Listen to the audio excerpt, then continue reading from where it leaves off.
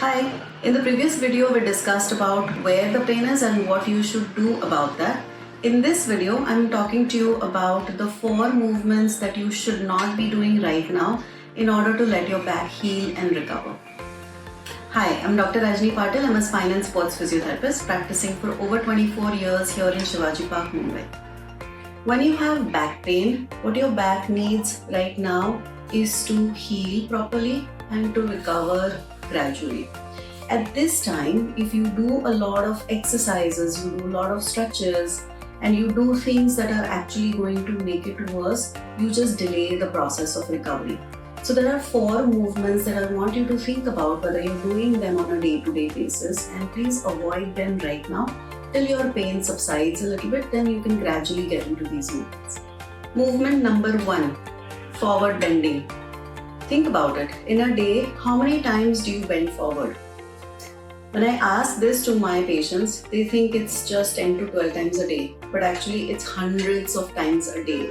Even sitting is actually forward bending of the spine. But if you are doing forward bending to brush your teeth, to pick up something from the floor without thinking, this is causing a lot of strain on the lower back and it's going to make your pain worse. So just for now, you're going to think about just be aware of how much you are bending forward and avoid as much as possible.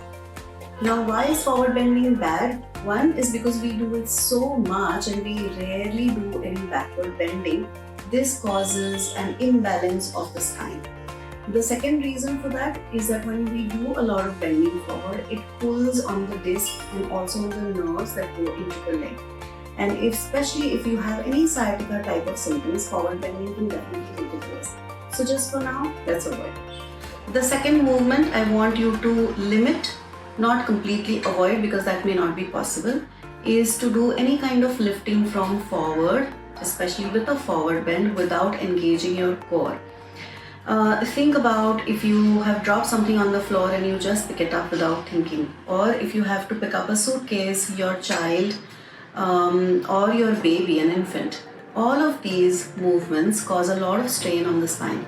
So what should you do instead? Number 1, try to keep your core engaged, keep your glutes and your ab muscles pulled in. Make sure you're breathing normally because the first thing people do when they're engaged their core is to stop breathing. Don't do that. Engage your core and then do a little bit of a hip hinge. Try to bend your knees a little bit and then pick up from the floor whatever you're wanting to pick up. If you have a child that needs to be picked up, if the child can actually stand up on the bed, definitely advisable, especially for young mothers, because that's again your core is weak and that's going to put additional strain on you. The third movement is a crunch or a sit-up. Crunches, as you know, if you've seen any of my videos or heard me talking before, you know that I'm against crunches, because it puts your spine in a lot of forward bending movement, which is a lot of torsion. So you work only the front of your spine, making the back of the spine weak. So do not do any crunches, especially now. There are a lot of better exercises you can be doing to make your core strong.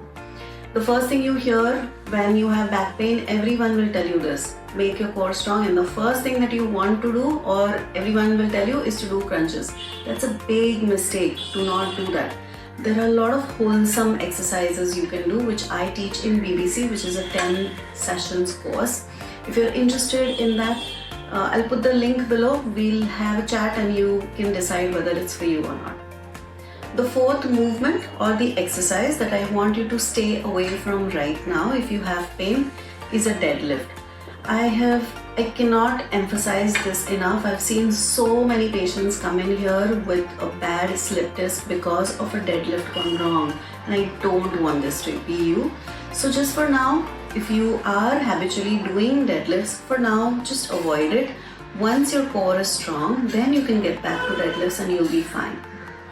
Please remember, with any kind of back pain, it's always important to consult an expert, whether it is a spine specialist or a physiotherapist who understands spine really well. Please do everything in consultation with an expert always.